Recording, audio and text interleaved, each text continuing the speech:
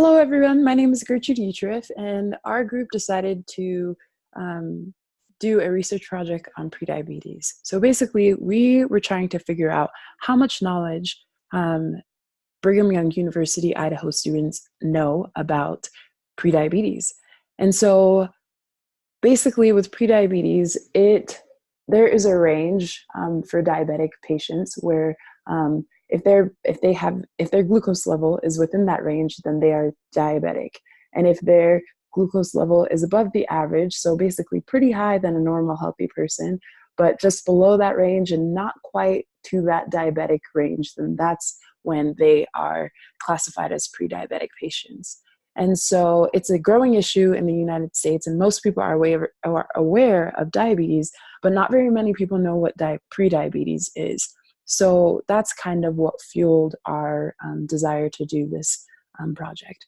So basically, out of the 200 emails that we sent out via email, we received 44 student responses. And so within the emails that we sent out surveys that had 14 questions, and those questions were just questions that we were able to form through research and through knowledge that we had as well. And we just thought to ourselves, okay, if they can answer these questions, then we can kind of get a good idea of where they stand on what they know.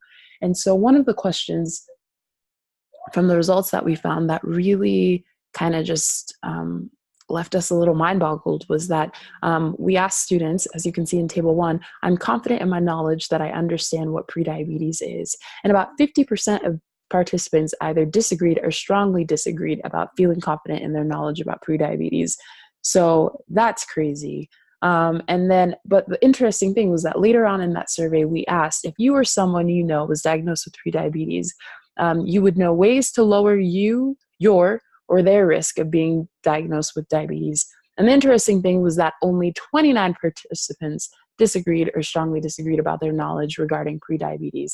So we thought that that was a really interesting thing. And that kind of just gave us the idea that, like, wow, these students know more about prediabetes than they thought, or maybe as our survey went on, they were able to gain the confidence needed in order to feel like they know more about prediabetes. We also asked how old they were, and that kind of helped us draw to the conclusion that not very many young people know about prediabetes.